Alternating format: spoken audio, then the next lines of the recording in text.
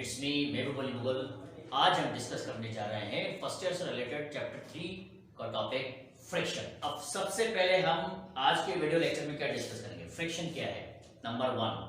Number 2 हम discuss करेंगे types of friction. उसके बाद इसका इंपॉर्टेंट टाइप लिमिटिंग फ्रिक्शन, फिर लिमिटिंग फ्रिक्शन के साथ रिलेशनशिप और उससे रिलेटेड जो आपका एग्जाम में क्वेश्चन आता है शॉर्ट आंसर्स में कि what are the methods to reduce the friction. और नंबर 2 क्वेश्चन आता है why sliding friction is greater than rolling friction. तो ये दो जो क्वेश्चन है शॉर्ट में आते हैं आपके, ये भी हम इसी लेक्चर में डिस्कस करेंगे। तो आइए सबसे पहले हम डिस्कस करते हैं फ्रिक्शन। और फ्रिक्शन बेटा है क्या?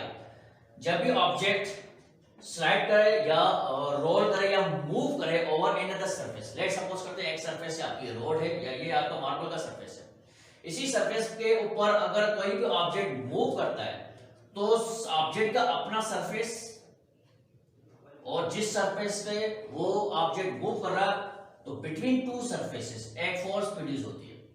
वो फोर्स क्या करती है बेटा? इस ऑब्जेक्ट की मोशन को अपोज करती है, रेजिस्ट करती है। तो इस वजह से हम इस फोर्स को रिटार्डिंग फोर्स भी कहते हैं। इस फोर्स को हम रिटार्डिंग के साथ साथ डेक्लरेटिंग फोर्स भी कहते हैं। क्यों? क्योंकि ये अपोजिट फोर्स है और ये किसी भी ऑब्जेक्ट की मोशन को अपोज करता है। इसका मकसद है इसकी स्पीड को रिड्यूस करेगा, इसकी स्पीड को रिड्यूस करेगा विद रिस्पेक्ट टू टाइम। इसका मकसद है एक्सेलरेशन प्रोड्यूस होगी, लेकिन वो एक्सेलरेशन होगी रिटार्डेशन या डेक्लरेशन। इस वजह से हम इस फोर्स को डेक्लरेटिंग फोर्स या रिटार्डिंग फोर्स भी कहते हैं। तो ये फोर्स क्या कहलाती है बेटा? ये फोर्स कहलाती है फ्रिक्शन। तो इसको अगर डिफाइन करने पे आए तो सुइटेबल वर्डिंग इसके लिए क्या होगी? When a body moves over another surface, the force is produced between the surfaces which are in contact to oppose the motion of a body. That force is called friction. अब friction के types पर आ जाते हैं। अच्छा, friction आपकी basically due to the roughness of surface produce होती है, ठीक है मैडम। अब आ जाते हैं इसकी टाइप्स पर। फ्रिक्शन है क्या? ये सबसे पहले स्टैटिक फ्रिक्शन। अगर कोई भी ऑब्जेक्ट जो है जो कि मोशन में था, बिकॉज ऑफ फ्रिक्शन वो रेस्ट में आ जाता है, तो हम उस फ्रिक्शन को कहते हैं स्टैटिक फ्रिक्शन। इसको डिफाइन करने पे आए तो बेटा कैसे डिफाइन करेंगे? The friction due to which body becomes in the state of rest called static friction. और फ्रिक्शन होने के बावजूद भी अगर कोई ऑब्जेक्ट मोशन में है, यानी बिटवीन टू सरफेसेस अगर ऑब्जेक्ट मूव कर रहा है और फ्रिक्शन होने के बावजूद भी, तो फिर उस फ्रिक्शन को बेटा हम कहते हैं dynamic friction. When a body tends to slide or roll over another, then friction is produced between the surfaces in contact. That friction is called dynamic friction. अब इसमें मजीद हम डिस्कस करते हैं। अब हम जब डायनेमिक फ्रिक्शन पे आते हैं तो डायनेमिक फ्रिक्शन में बॉडी या तो स्लाइड करेगा या फिर रोल करेगा। अब पहले आ जाते हैं स्लाइडिंग पर।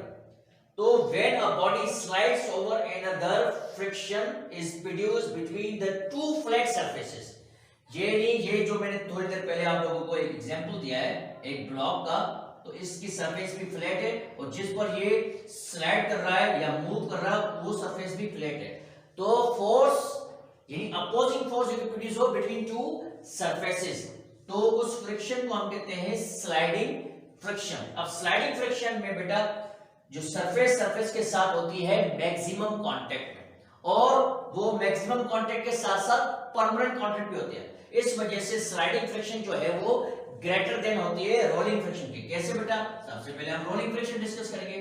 रोलिंग फ्रिक्शन में एक ऑब्जेक्ट जो है या तो फिर स्फेरिकल हो या फिर सर्कुलर हो या फिर दोनों सरफेसेस जो है वो सर्कुलर हो या स्फेरिकल हो। अगर ऐसा होता है तो ऑब्जेक्ट जो है वो रोल करेगा ओवर अनदर सरफेस, तो obviously between two surfaces which are in contact friction produce होगा।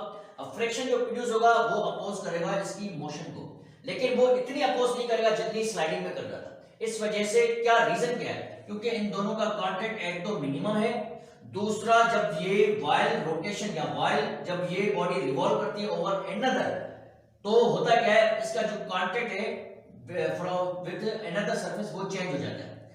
अब जब कांटेक्ट जो है वो चेंज हो, यानी कांटेक्ट भी इसका टेम्पररी और ऊपर से कांटेक्ट इनका है भी मिनिमम, तो इस वजह से जो फ्रिक्शन आपकी प्रोड्यूस हो रही है ऑब्वियसली, लेकिन वो फ्रिक्शन जो है वो कम होगी स्लाइडिंग फ्रिक्शन से। तो इसको अगर हम लिखने पे आए तो कैसे लिखेंगे बेटा?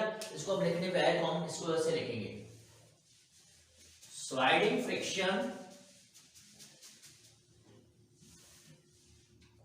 से ही मैच हम लिखेंगे रोलिंग फ्रिक्शन। तो रोलिंग फ्रिक्शन बेटा हो जाएगी आपकी rolling friction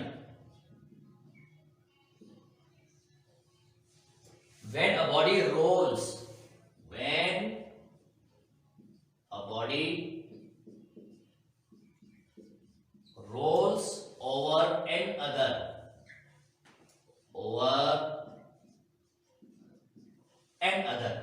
then friction is produced between the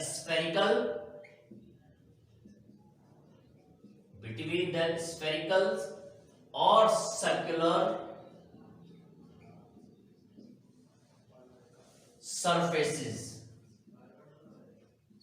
or one of these,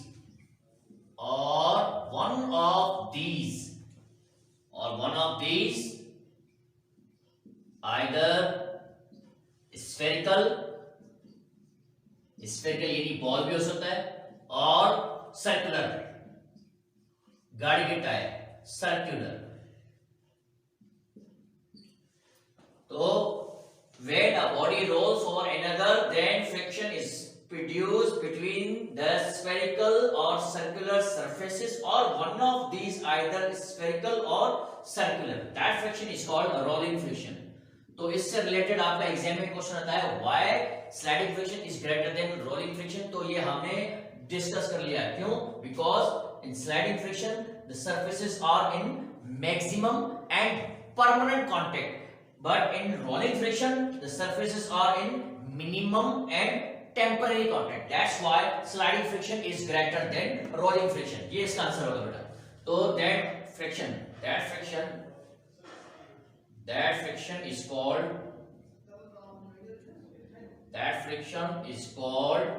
rolling friction.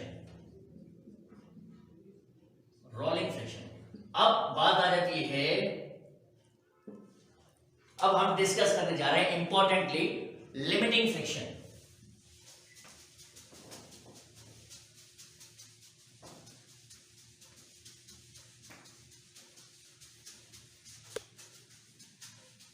तो बेटा लिमिटिंग फ्रिक्शन हमें पहले तो ये पता है कि friction basically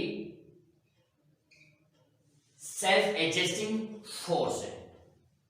limiting friction start करने से हमें पहले तो ये पता होना चाहिए कि बेटा फ्रिक्शन क्या है। Friction is the self adjusting force. Friction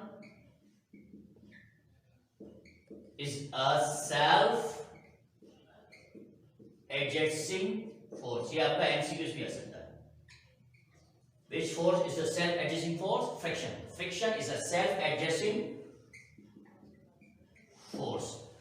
अब दूसरी बात, व्हेन अप्लाइड फोर्स, जब आप अप्लाइड फोर्स इंक्रीज करोगे तो ऑब्जेक्ट मूव करेगा ऑन रफ सरफेस, तो वो फेस करेगा उतनी ही फ्रिक्शन। तो when applied force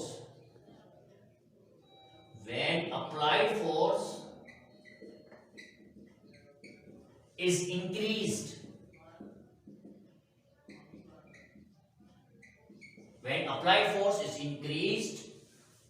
then friction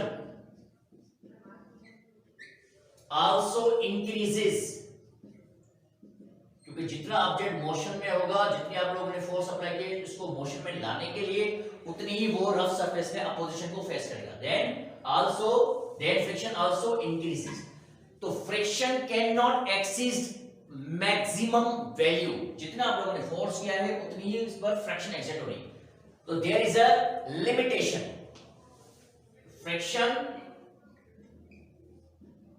friction cannot exceed maximum value,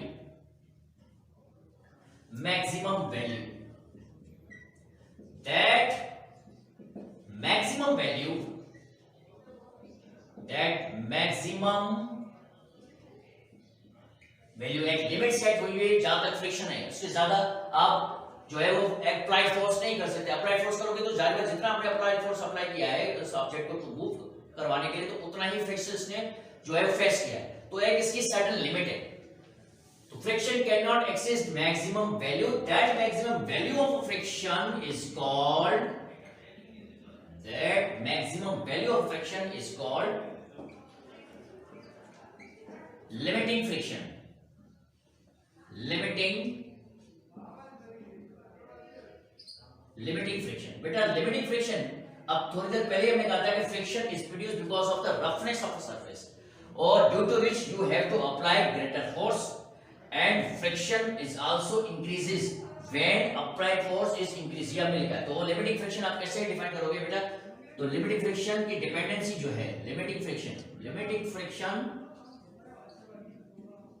friction is directly proportional to the surface normal reaction, जिसकी वजह से इसका वेट जो है वो बैलेंस हो चुका है।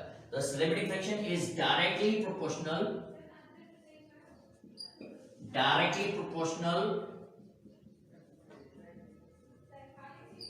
to the surface normal reaction,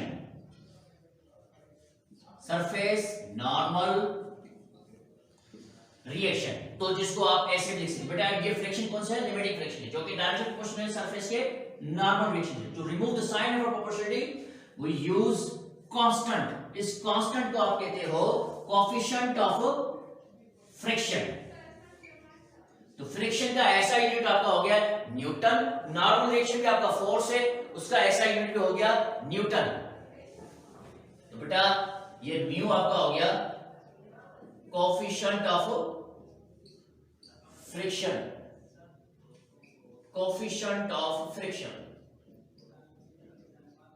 इसकी कांस्टेंट वैल्यू जो है वो डिपेंड करती है, नेचर ऑफ अ सरफेस पर। मार्बल की अलग होगी, और जो भी मिसाल तो इसको जितना पॉलिश करते जाओगे ये उतनी स्मूथ हो जाएगी, तो उसकी फ्रिक्शन और भी रिड्यूस होती जाएगी। तो जो सरफेस की नेचर जो है वुड की अलग होगी, आइस ब्लॉक की अलग होगी, तो इसकी जो वैल्यू है वो डिपेंड करती है नेचर ऑफ द सरफेस को। तो इसको अगर निकालने पे आए तो इसको डिटरमाइन करने पे आए तो हम क्या करेंगे, ये जो आर आपका मल्टीपल में ये शिफ्ट करेंगे लेफ्ट हैंड साइड पर, तो ये आपका हो जाएगा divide. Mu is equal to, तो उसको डिफाइन करना है तो coefficient of friction is equal to the ratio of friction and surface normal reaction. इस हिसाब से इसका कोई भी ऐसा यूनिट नहीं है। फ्रिक्शन कोएफिशिएंट ऑफ फ्रिक्शन जो है वो यूनिट लेस भी है और ये डायमेंशन लेस भी है। इस हिसाब से कोएफिशिएंट फ्रिक्शन आपकी फिजिकल क्वांटिटी ही नहीं है, क्योंकि फिजिकल क्वांटिटी में आप लोग डिफाइन करते हो those quantities which can be measured with proper units। तो उसका कोई प्रॉपर यूनिट नहीं है, तो ये फिजिकल क्वांटिटी नहीं है, इसका जस्ट और जस्ट मैग्नीट्यूड होगा। तो कोएफिशिएंट फ्रिक्शन जो है वो यूनिट लेस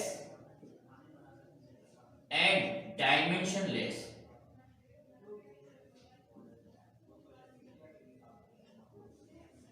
तो इसी से रिलेटेड आपके पास एक और क्वेश्चन जो हम डिस्कस करें भाई, इसी से रिलेटेड आपके पास क्वेश्चन आता है, what are the methods to reduce the friction. तो अब इसके चार मेथड हम अमूमन डिस्कस करते हैं। सबसे पहले हम डिस्कस करते हैं कि सरफेस को स्मूथ बनाया जाए, सरफेस को इतना स्मूथ बनाया जाए कि आपकी फ्रिक्शन जो है रिड्यूस हो जाए। दूसरा, स्लाइडिंग फ्रिक्शन को कन्वर्ट करना रोलिंग फ्रिक्शन में बाय यूजिंग बॉल बेयरिंग। तीसरा, किसी भी जंग शुदा चीज पे आप किसी ऑयल का या लुब्रिकेंट कोई भी यूज करो तो भी फ्रिक्शन जो है आपकी रिड्यूस हो जाएगी। और जो फास्ट मूविंग ऑब्जेक्ट है उसकी जो शेप है वो ऑब्लॉन्ग टाइप की हो तो भी आपकी जो फ्रिक्शन है वो रिड्यूस हो जाती है। तो इसके अगर क्वेश्चन आ जाए तो what are the methods to reduce the friction, what are the methods to reduce the friction.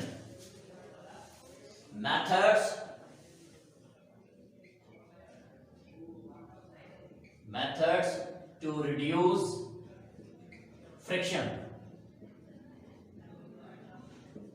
तो बेटा इसका आंसर होगा friction can be reduced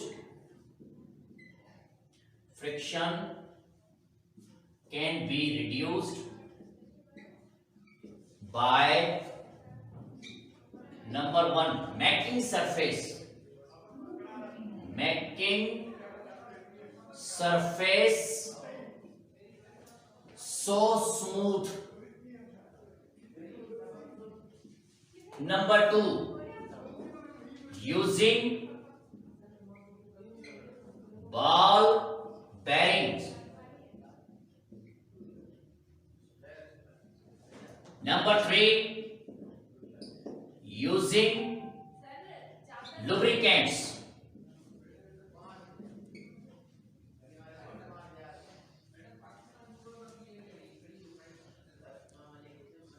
Number 4, making front of a fast moving object. Making front of a fast moving object oblong in shape. Making front of fast moving object oblong in shape. तो बेटा ये हमने दूसरे question को अभी discuss करता। तो हमने जो आज का टॉपिक है वो फ्रैक्शन से रिलेटेड डिस्कस करता, उसके टाइप्स और इससे रिलेटेड जो दो आपके क्वेश्चन आ सकते हैं वो भी हमने डिस्कस किया। तो कमेंट सेक्शन में if you have any question तो you can write. Thank you very much.